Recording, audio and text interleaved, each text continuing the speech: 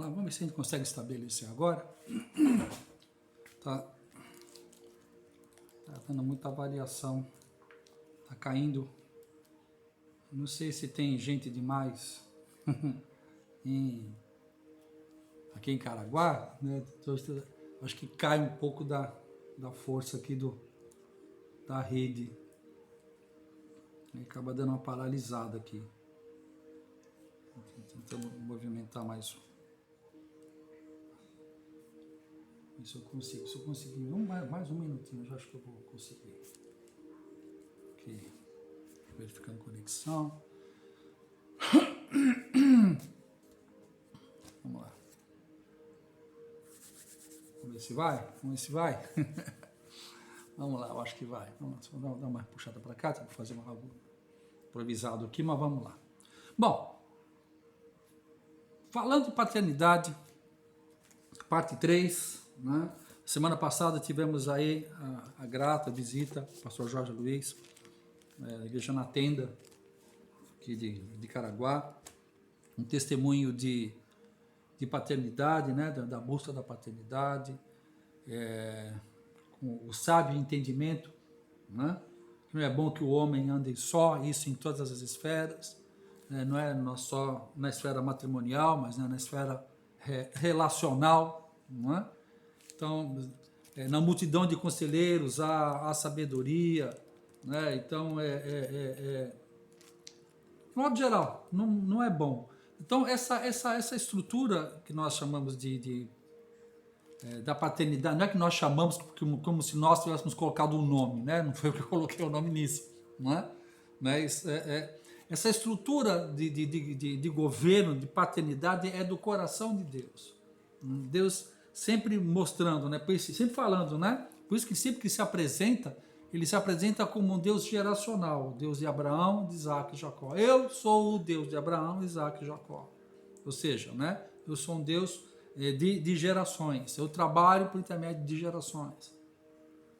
Então isso só por essa entrada a gente já tem uma ideia de como que funciona as coisas no coração do Abba Pai, né?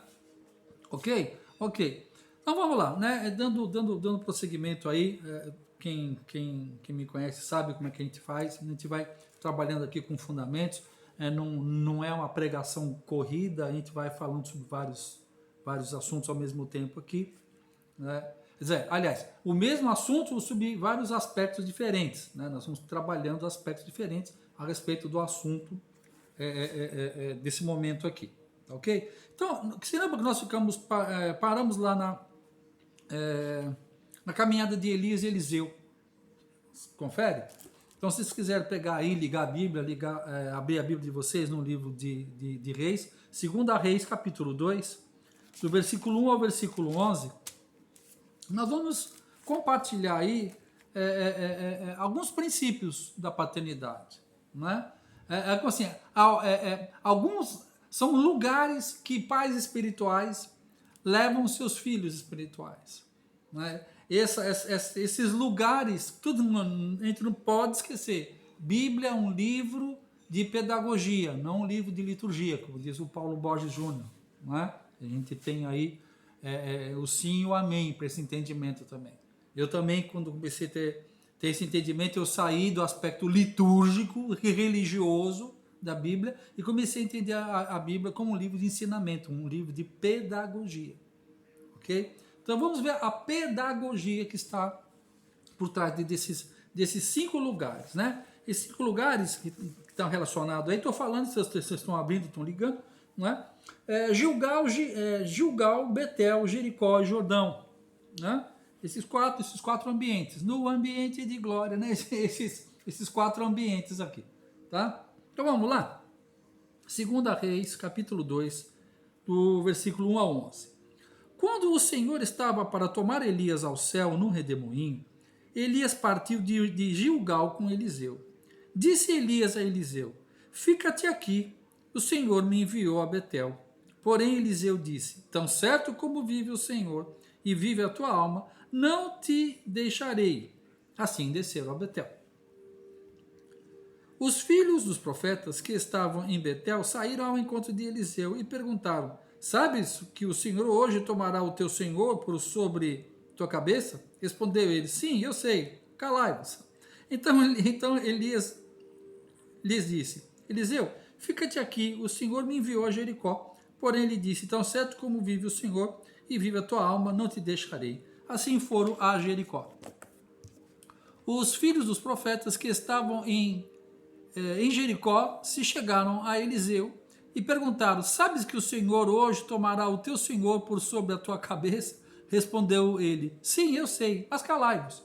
Então Elias lhe disse: Fica-te aqui, o Senhor me enviou ao Jordão. Mas ele disse: Tão certo como vive o Senhor e vive a tua alma, não te deixarei. Assim ambos foram juntos. 50 homens dos filhos dos profetas foram e pararam a certa distância em frente do lugar em que ambos haviam parado, junto ao Jordão. Então Elias tomou a sua capa e, dobrando-a, feriu as águas, as quais se dividiram para os dois lados e passaram ambos em seco. Havendo eles passado, Elias disse a Eliseu: Pede-me o que queres que te faça, então que seja tomado de ti. Antes que seja tomado de ti. Então disse Eliseu: Peço-te que haja porção dobrada de teu espírito sobre mim. Respondeu Elias: Coisa difícil pedistes, ó galfeiro. Se lhe vires quando for tomado de ti, assim te fará, porém se não, não se fará. Então indo eles andando e falando, de repente um carro de fogo com cavalos de fogo e o separou um do outro, e Elias subiu num redemoinho. Ok? Então tá aqui.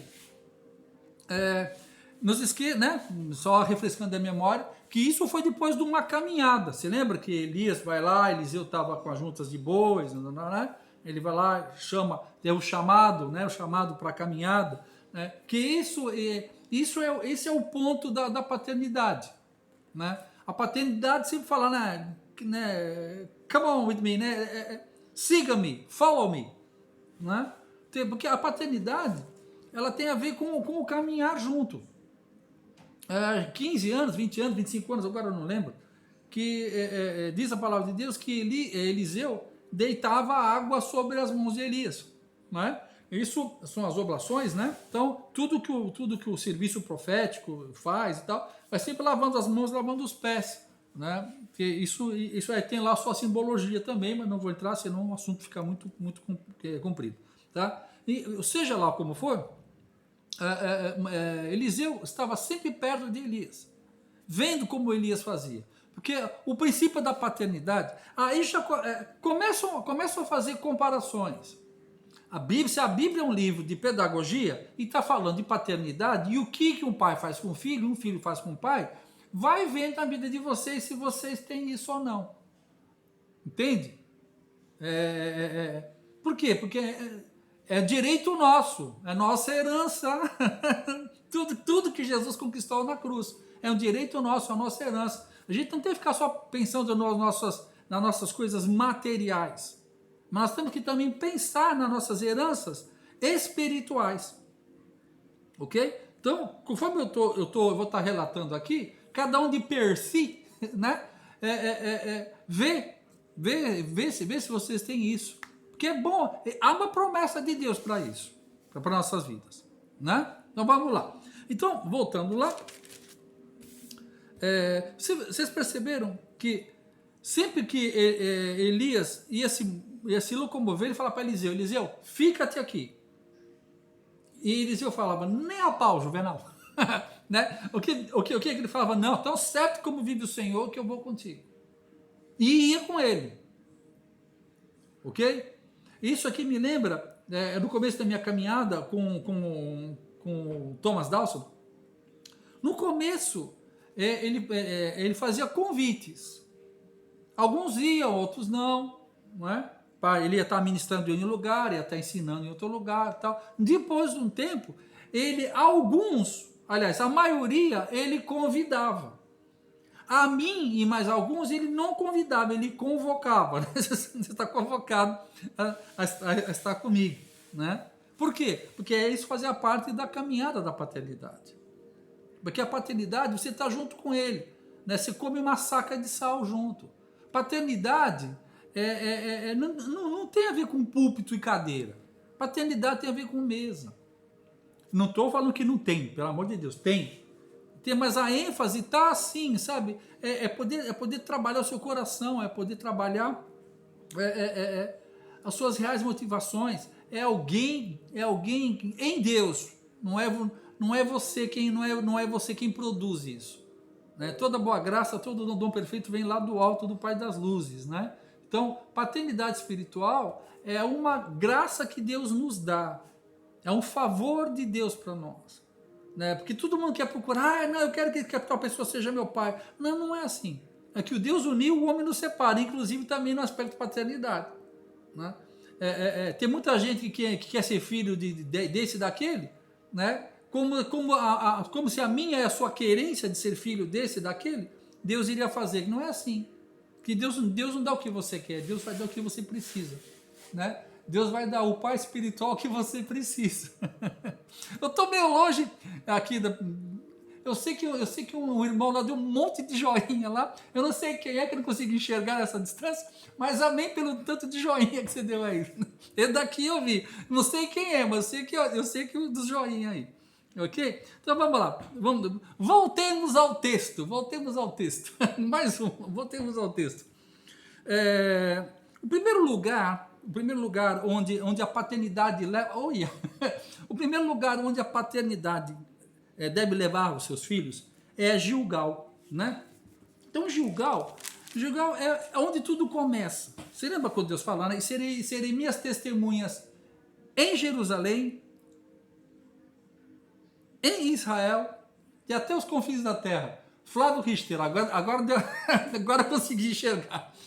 Paz, irmãos, Deus abençoe. Então, o primeiro lugar onde tudo começa, né? Gilgal, a tradução, né, é o círculo de pedra. Eu vou ler e comentar, tá? Primeiro eu faço uma leitura, depois eu faço um comentário, tá bom? Então, o círculo de pedra, né? Essa aí é a base de envio, é a base de lançamento. Sabe, a paternidade é a primeira coisa que ela vai posicionar você, tipo assim, às vezes, estou frisando bem, às vezes o pai espiritual é da mesma igreja que você congrega, não é obrigatório. O meu pai espiritual, naquela época, era da mesma igreja, mas as reuniões, eu tinha, né, irmãos espirituais, ele era pai espiritual de homens e pastores, acho que de 5 ou 6, 7 igrejas diferentes. E havia uma ligação perfeita, não passava por cima da ordem dos seus pastores locais, que é uma coisa também que calha bem, tá? Paternidade responsável não gera no coração de filhos rebelião, mas comunhão e submissão. Ok? Então tudo tem que começar dentro da casa. Dentro da sua casa, dentro da sua igreja. Tá? E há uma ligação, e há um reconhecimento. O meu pastor era o Hans Karagulian, meu pai espiritual era Thomas Vermont Dawson. E havia um reconhecimento das partes. Eu gosto muito de colocar esse exemplo, por exemplo, de José, o marido de Maria. Certo? Quando Jesus nasce, quem é que cuidou? Do menino Jesus? Foi José. Né? Foi José que cuidou dele, sustentou ele, protegeu ele dos ataques, né? Colocou ele e a Maria, foram lá para o Egito, ficaram lá, ele se deslocou, correu risco por causa da semente santa. Mas o fato é que ele não era o pai, mas ele foi o pastor. Porque o pastor, ele cuida, mas a paternidade é que dá o destino. Se lembra quando Jesus vai às águas, ele sai das águas, abre o céu e fala, este é o meu filho amado. Aí percebe, aí José não está mais em cena. José é menos importante? Não, José teve um papel importantíssimo. Importantíssimo. Creia, acredite se quiser. Muita coisa que Jesus está falando assim, eu não faço nada que não vi meu pai fazendo, ele tá falando de José. Por quê? Porque José, ele fazia o quê? Ele era um marceneiro, né? Não era marceneiro, ele era um carpinteiro, que todo mundo pensa que ele era marceneiro, que ele fazia cadeira e mesa. Não, José não era marceneiro, José era carpinteiro, José construía casas. Ele era um construtor de casas. Então, é por isso que ele usa a casa, se o senhor não edificar a casa, né? A casa, madeira, pedra, porque eram produtos de construção de casas. Quer que eu repita? José não fazia cadeira e mesa, ele não era marceneiro, ele era carpinteiro. Tu não fala, o carpinteiro faz casa. Não, o carpinteiro faz casa. Casou as ideias aí? Tá bom? Então, você vê, o Jesus tinha em José referências. Agora, quem abriu o céu e falou, este é o meu filho amado, foi o Abba. Paternidade espiritual. Ok? Então, aí isso começou o quê? Começou ali começou no lugar do batismo, né? Estavam todos ali, Jesus vai ali, né? E João Batista aponta. Esse é o Cordeiro de Deus que tira o pecado do mundo. Aí cabe também aqui frisar um outro ponto muito interessante. Ok? Como é que ele chama Jesus? O Cordeiro perfeito. Não chamou a ovelha. Porque ovelha é ovelha, cordeiro é cordeiro. Ovelha é quando é pequenininho e fêmea. Cordeiro cordeiro é quando ele chega à estatura de varão, pronto para ir para o seu trabalho. Não foi a ovelha perfeita. O cordeiro perfeito que foi imolado. Quando você lê o Salmo 23, pastora Joana, Deus abençoe, grande abraço. No Salmo 23, quando começa uma ovelha. O Senhor é meu pastor, nada me faltará, Ele me faz deitar em verdes pastos, água, tudo, ali é uma ovelha. Mas quando ele vai crescendo, ele vai amadurecendo, ele amadurece mais um pouco, e ele fala, ainda que eu ande pelo vale da sombra da morte. E depois, no final, prepara uma mesa na presença dos meus adversários para eu ser oferecido em libação por eles. Ovelha não faz, ovelha foge. Agora, um cordeiro tem um entendimento que na presença dos meus adversários não é para comer os meus adversários. Na presença dos meus adversários não é para eu me sentar, comer e meus adversários passar fome. Né? Quem comigo quando estava na prova ninguém me ajudou? Agora, não é vingança. Prepara uma vingança para mim, não. Ali é igual Jesus. Jesus vai a um lugar chamado Gólgota, lugar da caveira, e ali ele se entrega. Ali Deus prepara uma mesa para ele na presença dos adversários. Todos os adversários viram o Cordeiro de Deus sendo sacrificado e imolado. Porque a vitória de Jesus é quando ele vai até a cruz. Aí é o Salmo 23. O Salmo 23, você começa a ovelha e vai morrer como cordeiro. Salmo 23 não tem a ver com uma proteção. O Salmo 23 tem a ver com uma entrega, uma crucificação lá na frente. Que eu e você, nós não temos outro destino que não seja a cruz. A gente fala muito isso, né? Que Jesus morreu por mim. Tá, ok, Jesus morreu por mim, mas depois ele fala, né, vem morrer comigo, e o mesmo Espírito que ressuscitou a Jesus dentre os mortos, é o mesmo Espírito que vai me ressuscitar, entende? Isso aqui é o Evangelho do Novo Pacto. O Novo Pacto é Cristo em vós, a esperança da glória. Já não é mais um Deus conosco. Agora não basta, né? Não basta crer, né? Eu tenho que morrer também, né? Não basta crer que Jesus morreu por mim. Amém. Eu creio que Ele é o Cordeiro de Deus, que morre por mim, que depois eu tenho que morrer com Ele para minha natureza adâmica, para que a natureza Cristo venha e flua em mim. Ok? Então nós temos o privilégio de morrermos, sermos levados nesse lugar de cruz, que a paternidade tem muito a ver com isso, Por isso que quando está lá na cruz, é o único lugar que Jesus fala, né? Deus meu, por que me abandonaste? Ele nunca falou Deus, ele sempre falava Pai. Mas ali, ele prova, ele fica afastado desse relacionamento de paternidade, que ele leva sobre si o pecado de nós todos. E é muito interessante, naquele lugar, quando ele perde essa conexão de filho, ele chama Deus, ele chama o Pai de Deus. Perceberam isso? Que interessante? Muito interessante isso, né? Quando você não tem o entendimento da sua verdadeira natureza, a tua tendência é se achar servo de Deus, e a sua tendência é chamar o Pai de Deus e não de Pai. Tem pessoas que têm dificuldade de chamar Deus de Pai. Ela tem dificuldade. Porque ela não se acha merecedora de ser chamado filho. Que de fato não é, né? Não é, né? É pela graça somos salvos, mediante a fé em Cristo Jesus. Mas ainda é pela graça, mas é uma graça recebida.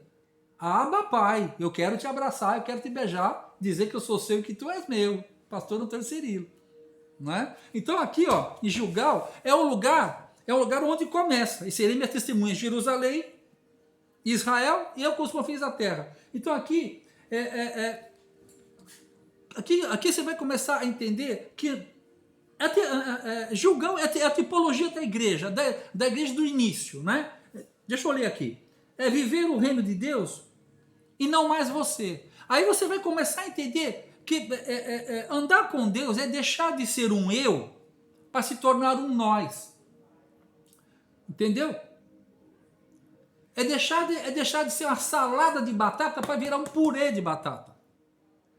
Estão entendendo isso? Você ser cristão significa eu deixei de ser um eu e passei a ser um nós. Pão nosso, Pai nosso. Agora já não existe mais planos particulares. Você lembra quando Noé está construindo a arca? Noé, sua esposa e 3 filhos e 3 noras. Quando Deus dá uma ordem a eles, o que acontece? Eles param. Obrigado, pastora. Quando eles têm o entendimento que eles têm que construir uma arca, eles não têm mais na mente, nós vamos ter filhos, nós vamos comprar um carro novo, uma casa nova, né? Nós vamos no culto mostrar as roupas novas que Deus deu para nós. Não. Eles nem filho têm, porque eles entenderam que não é época agora de produtividade particular. Mas agora é a época de se estar produzindo uma arca, produzindo alguma coisa que referencie Deus na terra. Nós temos que entender, agora nós estamos construindo um lugar chamado arca. Um lugar que tem 300 côvados, 50 e 30. Eu já ensinei sobre isso. 300, remanescente, 50, maturidade, 30, maturidade, 50, um povo jubilado, livre, maduro e remanescente. Porque Deus nunca fez grandes coisas com multidão, Ele sempre faz com remanescente. Então Gilgal é onde começa. Sabe? É onde o teu pai vai te achar. Teu pai vai te achar na casa. Quando Deus fala para o profeta achar Davi, como é que ele falou? Vai no Gilgal, vai na casa de Jessé, e na casa de Jessé eu tenho alguém que eu vou ungir rei lá.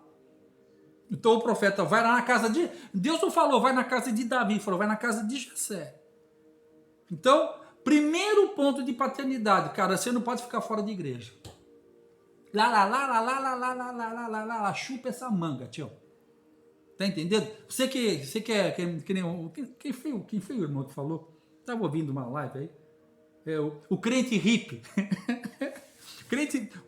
o crente riponga. Sabe os crentes hippies? Paz, amor, bicho, né? Individualidade não existe. Porque não existe cristandade na individualidade.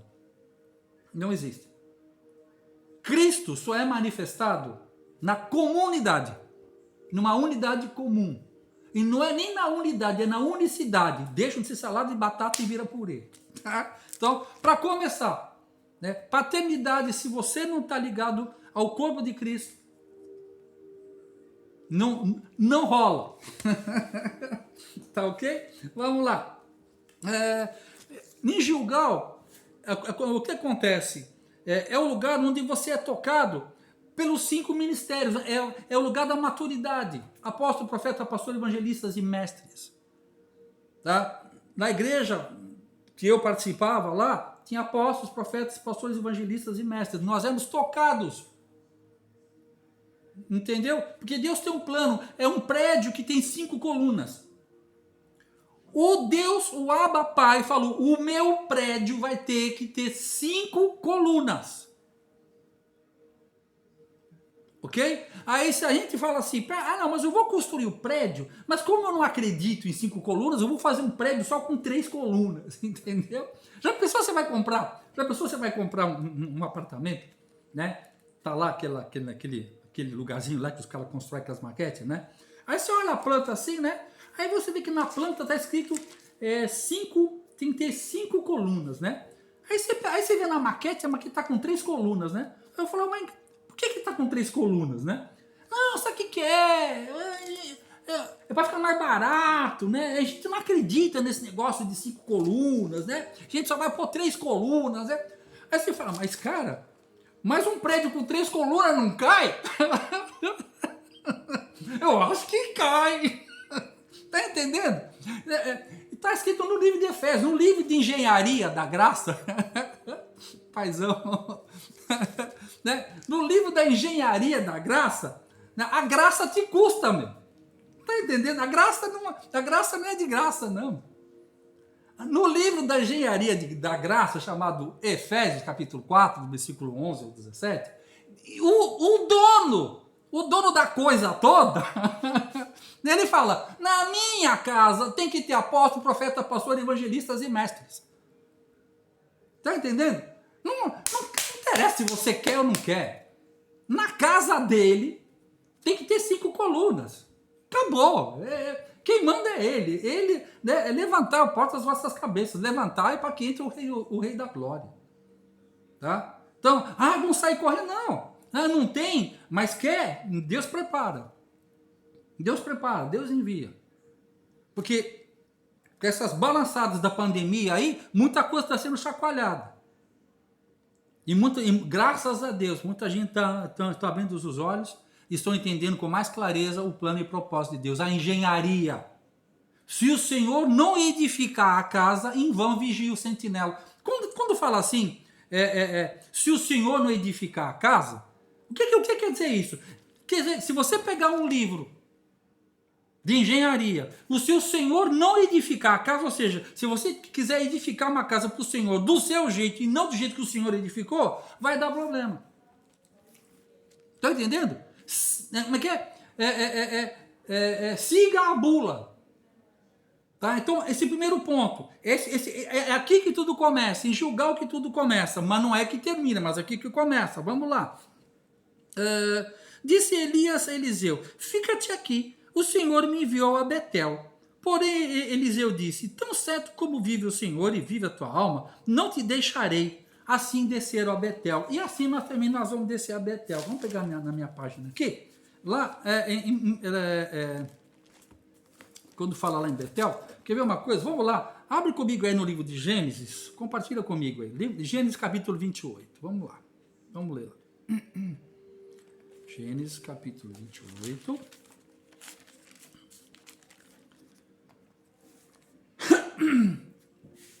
Nós vamos ler do versículo 10 ao versículo 19, tá? Versículo 10 ao versículo 19. Tá aqui. Já se acharam aí? Beleza? Vamos lá. Partiu Jacó de Berseba e se foi a Harã. Chegou a um lugar onde passou a noite, porque o sol já se havia posto. Tomando uma das pedras daquele lugar e fazendo-a de travesseiro, deitou-se ali para dormir. E sonhou, e eis que uma escada estava posta na terra, cujo topo chegava ao céu, e os anjos de Deus subiam e desciam por ela. Por cima dela estava o Senhor, que lhe disse, eu sou o Senhor, o Deus de Abraão, o teu pai. Deus de Abraão, teu pai. E o Deus de Isaque, esta terra em que estás deitado, e eu te darei a ti e a tua descendência. A tua descendência será como o pó da terra. Estender-te-ás ao ocidente, ao oriente, ao norte, ao sul, e em ti e na tua descendência serão benditas todas as famílias da terra. Estou contigo e te guardarei por onde queres que fores, e te farei tornar esta terra. Não te deixarei até que tenha cumprido aquilo que te tenho dito. Despertando Jacó do seu sono, disse: na verdade, o Senhor está nesse lugar, e eu não sabia. E temeu e disse: quão terrível é este lugar! Este não é outro lugar senão a casa de Deus. Esta é a porta dos céus. E... Betel, casa de Deus.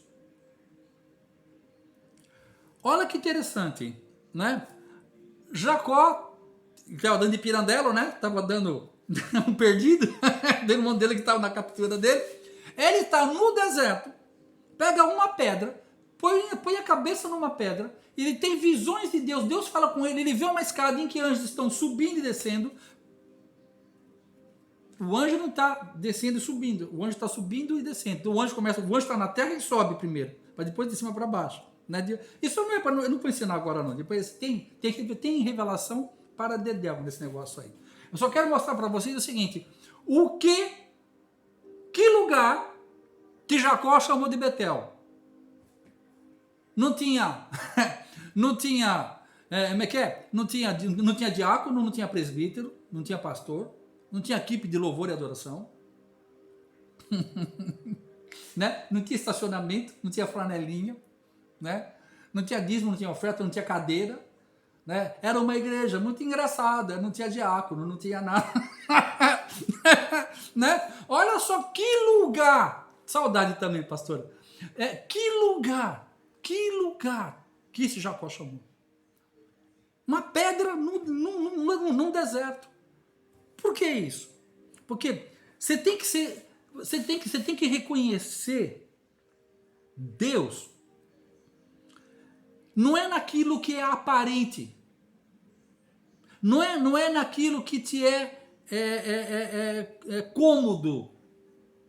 Mas é onde realmente você põe a cabeça. Aonde você tem uma pedra que é Cristo, a pedra angular. Você deposita a sua cabeça naquela pedra. E essa pedra é um lugar em que você consegue ter visão de Deus. Onde Deus fala a você, comunica: eu sou Deus de Abraão, de Isaac, de Jacó, e estou falando contigo. Tem muitos lugares que tem cadeira, parece uma igreja, parece uma Betel. Não foi, ou já foi um dia, mas hoje em dia já não é mais. Nós temos que tomar alguns cuidados para nós não ficarmos presos a lugares que têm aparência de, mas já não é mais. Já não é um lugar, é um deserto, é um deserto, mas é um deserto que Deus não fala mais. Estão entendendo? Então, mas aqui a verdadeira paternidade, ela vai trabalhando na sua vida. E assim foi na minha vida. Sabe? Vai te levando a lugares em que Deus vai comunicando a você. Betel é um lugar de conexão da terra e céu. Verdadeira paternidade. Uma coisa da paternidade que é muito legal é o seguinte. Você pode ver, Elias fala para Eliseu: eu vou para tal lugar, pode ficar aí. Eliseu fala: não, eu quero ir junto. O que Elias faz? Traz ele. Verdadeiras paternidades sempre vai arrumar um lugar para os seus filhos. Verdadeiros pais espirituais sempre vai levar você com ele.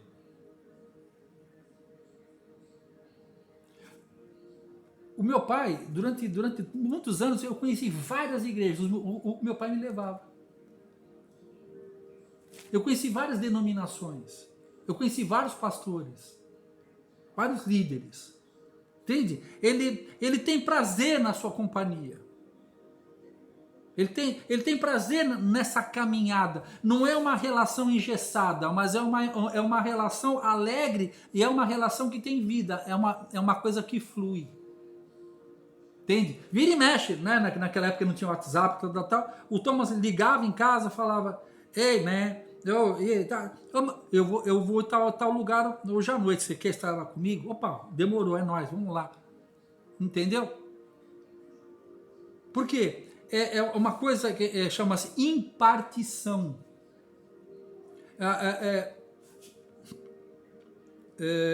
Pastores, líderes, pode cuidar de você.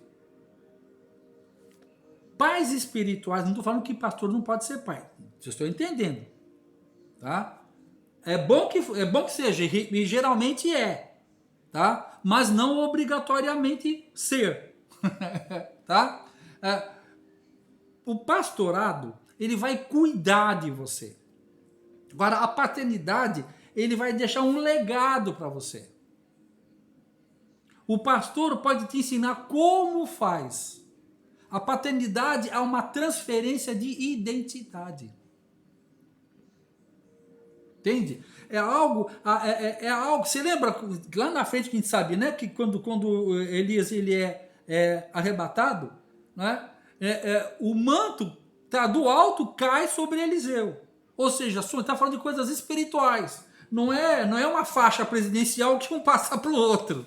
Entendeu? Não é um cargo vitalício. É algo de cima para baixo. E a mesma unção que estava nele vem sobre Eliseu numa unção dobrada, porque Elias era órfão. Você lembra que Elias era tesbita? O que é um tesbita? É um cara que nasceu na cidade de Tisbe. Quem é o pai? Não sabemos. Ao passo que Eliseu já era filho de Safate. E como Eliseu já era filho de Safate, ele tinha uma porção dobrada. Porque a porção dobrada é para os filhos. Para os servos tem uma porção. Para os filhos tem porção dobrada. Né? Por isso que é melhor ser filho do que ser servo. Tá entendendo? O que mais que eu posso falar aqui? Bom, vamos ficar por aqui. Tem mais coisas, mas senão vai ficar muito extenso, né? Vamos lá no livro de Efésios capítulo 4. Vamos lá. Então, agora falar sobre o ninho de águia aqui. Livro de Efésios. Vou pegar essa folha aqui. Livro de Efésios. É que eu sempre falo, né? Se você tiver preguiça de ler Bíblia, lê o livro de Efésios. O livro de Efésios é o suprassumo, é o resumo do novo pacto. Para mim é o livro de Efésios, né? Bendito Deus e Pai de nosso Senhor Jesus Cristo, que já nos abençoou com toda a sorte de bênçãos nas regiões celestiais em Cristo Jesus, e nos elegeu nele antes da fundação do mundo, para que fôssemos santos e irrepreensíveis em amor.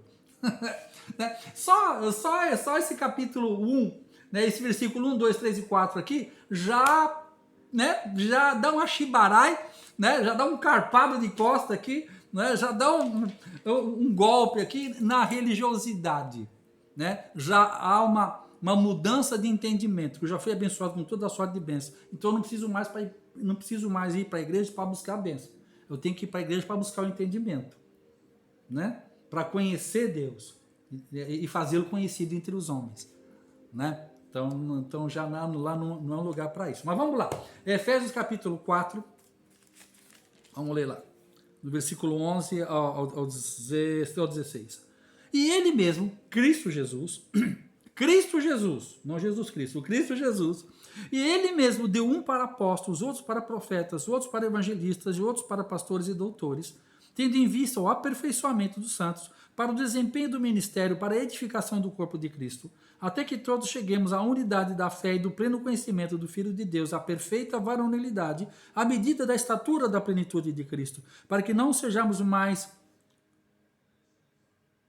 técnions, meninos, para que não sejamos mais como meninos inconstantes levados ao redor por todo o vento de doutrina, pelo engano dos homens que com astúcia induzem ao erro.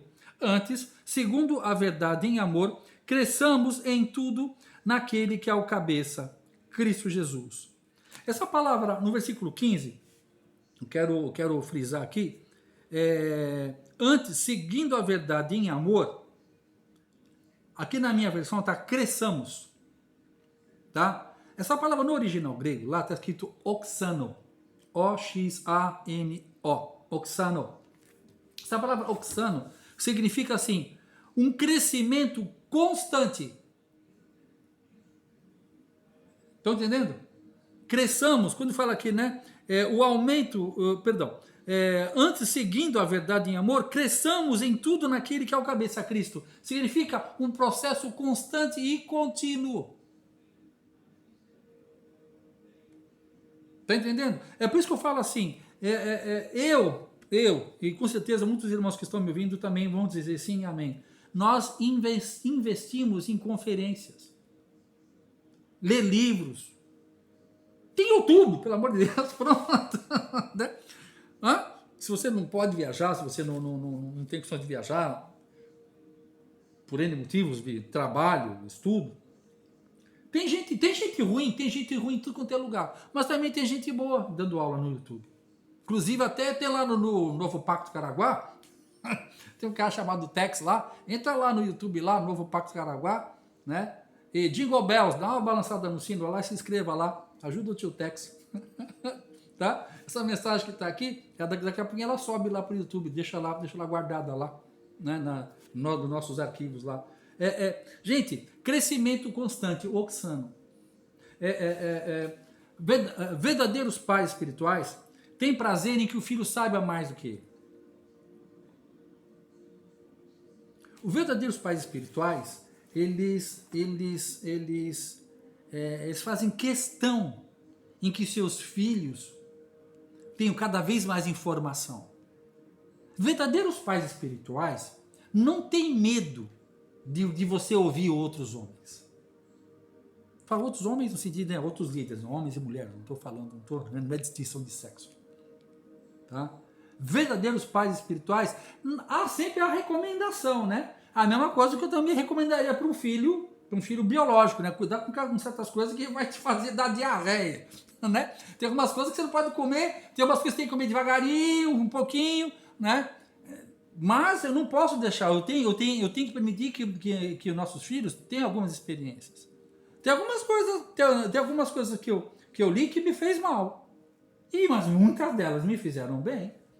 Quem de vós aqui não teve uma diarreia? Atire a primeira pedra, né? Todos nós tivemos, mas o que acontece? Se aprende e não come mais daquele negócio. Né? A verdadeira paternidade, ela não te aprisiona, ela não te obriga. Eu gosto muito da palavra de Deus, que quando o Abba fala conosco, ele fala, aconselho-te que de nós, aconselho-te que faça tal coisa. Né? Como é que eu vou dizer? Não proíbe, né? Ele aconselha-te. Olha, eu acho tão legal. Ele poderia vir com todo o seu peso de glória, de raios e trovões, mas não. Se quiseres, quem tem fome, quem tem sede, vem a mim e beba. Eu acho isso muito legal. Ele que é o dono de tudo, não força ninguém. E muitas vezes nós vimos assim forçados por aquelas pessoas que se acham donas de outros. O verdadeiro pai espiritual, ele traz nas suas costas uma aljava e não uma gaiola. Está entendendo isso? Para quem não sabe, uma aljava é um saco de couro que as flechas põem aqui. Fica guardada ali. A aljava, ela é feita para carregar os filhos nas costas, para na época específica, ele pega o filho específico que, o lança para ir mais longe. Agora, se tu carrega uma gaiola, é para fazer coleção de filho dentro da gaiola. Para sair mostrando para todo mundo quantos passarinhos tem na sua gaiola, quantas ovelhas você tem preso dentro do seu aprisco. Gente, o nosso sucesso não é contado pelo tanto de gente que eu tenho represado, mas é pelo tanto de gente que eu enviei. Porque não haverá sucesso sem sucessores. Não há sucesso sem sucessores. Se você não tem visão que você tem que já está funcionando, está gerando filhos espirituais. A primeira coisa, vocês perceberam que o que Jesus fez? Qual foi a primeira coisa que ele fez? Ele começou a caminhar, ele foi o quê? Ele foi arrumar um galpão, pegar o cartão do cartão de crédito, foi lá comprar um púlpito, comprar um microfone, montar. Não, ele foi o quê? Ele foi montando uma equipe. Ele foi buscando relacionamento. E o pessoal fala para ele, onde é que é a sua igreja? Ele falou, a minha igreja não tem nem onde botar a cabeça, é na praça, né? É no monte, é no vale. Entendeu? Porque a prioridade dele é pessoas e não coisas. Sempre que nós priorizarmos pessoas, Deus vai nos dar as coisas. O reino de Deus termina, o fim da lei é Cristo, né? O fim do cristianismo é pessoas. Tudo, se aquilo que você está fazendo para Deus não termina em pessoas, não é para Deus que você está fazendo. Você está fazendo para você mesmo. Com a desculpa que é para Deus. Tudo que é de Deus começa no coração de Deus e termina em vidas. Edificando, curando, libertando, né, pastora? Tudo tem que terminar em vidas. E quanto mais das suas vidas são dedicados à vida de outras pessoas, mais eu e vocês vamos estar nos parecendo com Cristo Jesus. Que a característica Cristo em nós é quanto mais eu estou morrendo para que o outro seja edificado. Quanto mais eu saio da minha área de conforto e entro numa área de confronto e deixo de ser um muro e viro uma ponte para que as pessoas passem por cima de mim. Deus tem chamado a mim e a vocês para ser homens e mulheres de pontes. Pontes. Isso que é maravilhoso. Ok? Betel. Casa de Deus. Um lugar de crescimento e conexão. Né? Aí, vamos lá. O outro lugar é a escola de profetas. Né? Você lembra que quando ele vai passar lá pela escola de profetas? Né? Deixa eu ler e comentar. Escola de profetas. Pais espirituais levam você para palestras, conferências, interdenominacionais, incentivam as conexões, pais espirituais carregam nas costas. São aljavas e não gaiolas. Né?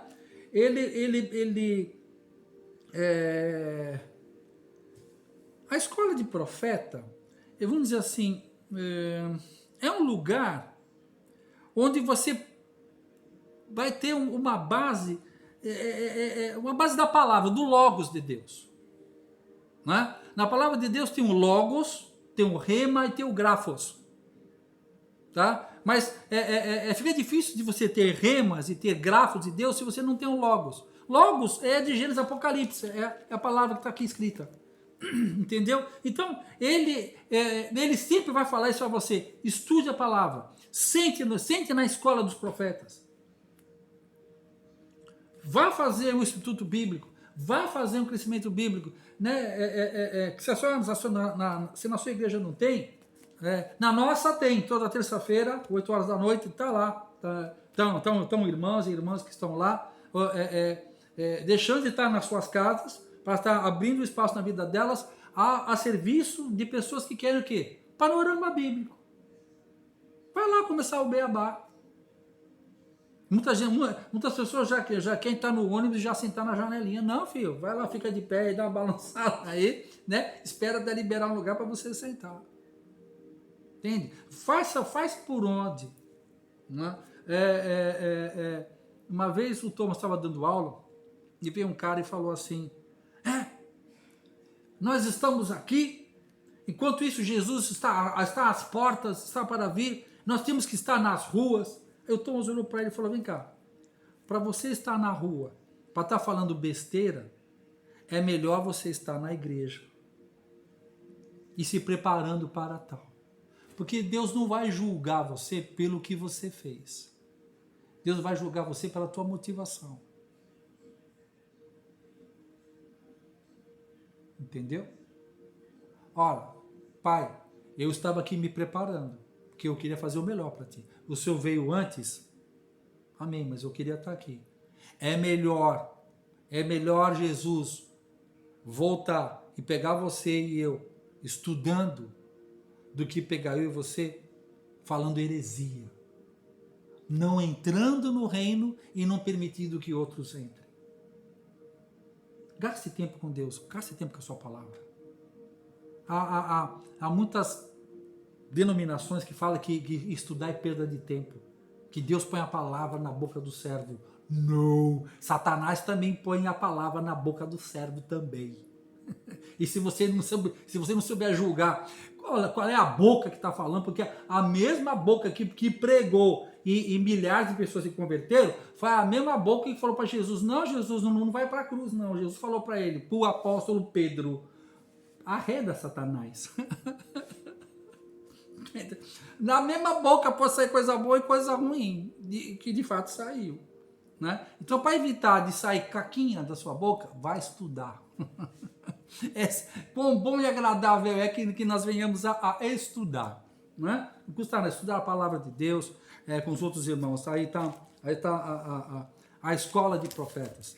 Bons pais espirituais dividem sala de aula com você. Bons pais espirituais vão indicar para vocês bons livros, bons vídeos do YouTube, boas conferências.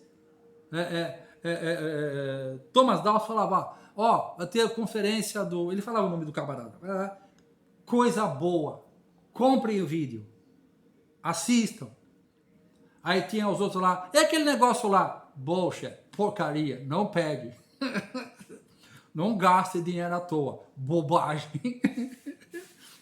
O papai falando. Ele estava me impedindo? Não, ele estava me aconselhando, que se eu quisesse fazer aquilo lá, não bem. Entende? Ele não ia me excluir da comunhão, né? Se eu não fizesse o que ele estava mandando. Pais espirituais não mandam, né? Inspiram, certo? Outro lugar onde ele pisou foi na cidade de Jericó. Né? Jericó, o nome dela é cidade perfumada, né? Cidade das palmeiras. Não é? Quando você pega ali... vamos lá no livro de Coríntios. Vamos lá. Livro de Coríntios. 2 Coríntios 2,15. Coríntios 2,15. Cadê? Pois para Deus somos o bom cheiro de Cristo, tanto nos que se salvam como nos que se perdem. Nós somos o suave aroma. Nós somos, sabe, tanto para aqueles que recebem isso de nós, como para aqueles que negam isso. Não interessa. O bom perfume vai até para os bons e para os maus narizes. Não interessa a qualidade do nariz, né? Mas o que interessa mesmo é a qualidade do cheiro, né? Então, a cidade de Jericó, uma das características é o que emana um suave aroma, e a cidade das palmeiras. Você lembra lá no Velho Testamento a profetisa Débora, que ela profetizava, ela governava debaixo de uma palmeira. Se você pegar essa palmeira, peraí.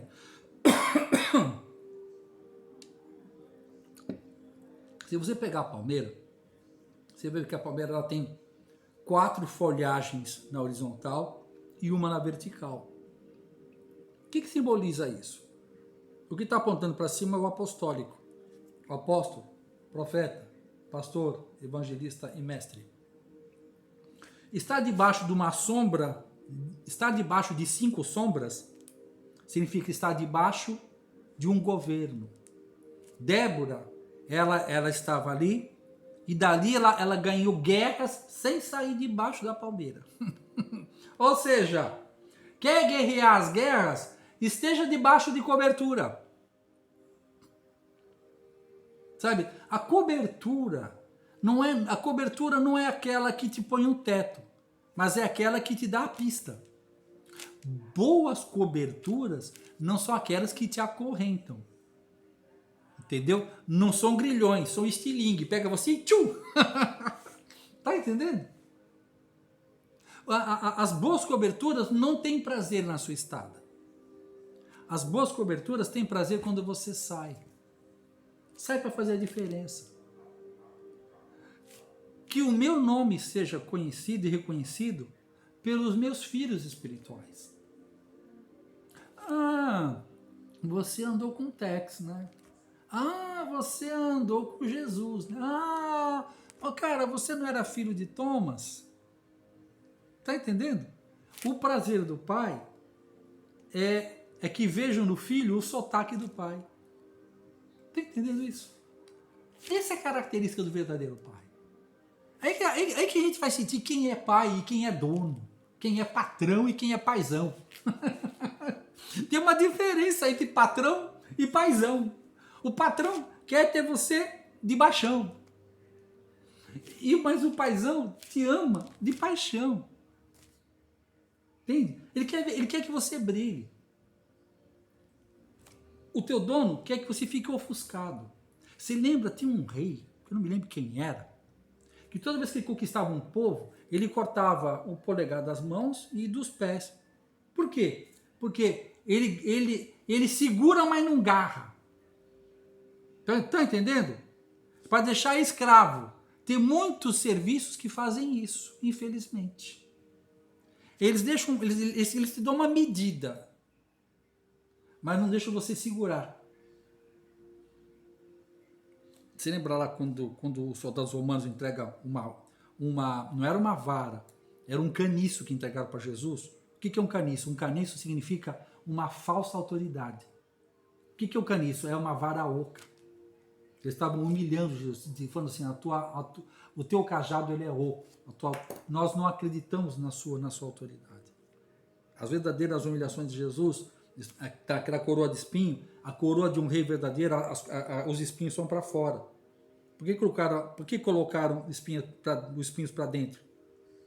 Dizendo assim, você é um rei fraco.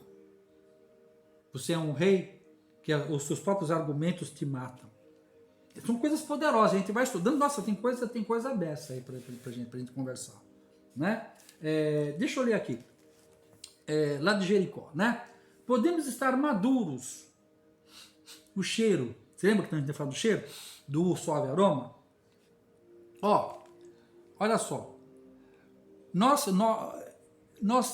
A função da paternidade como é que ela começa com você? Você está verdinho, vamos falar como se fosse um fruto, né? Não tem um fruto aí, um fruto qualquer. Você começa verdinho, depois você vai amadurecendo, vai amadurecendo, vai amadurecendo. Aí chega uma hora que você já está maduro. Aí quando você vai comer, ele está amargo. Por quê? Porque não basta estar maduro. Eles têm que estar doce. Tem muitos ministros de Deus que eles chegaram à maturidade, mas eles não chegaram à doçura. Por quê? Porque não tiveram paternidade. A paternidade, a ação milagrosa, a paternidade não é a ação de um homem. A paternidade é uma ação de Deus sobrenatural por intermédio de um homem. Estão entendendo isso? Muitos ministérios são maduros, porém não há doçura. E se você for um ministro maduro, mas não doce, o máximo que você vai produzir são outros maduros, mas não doce. E o mundo não vai sentir o aroma de Cristo. Vai conhecer o poder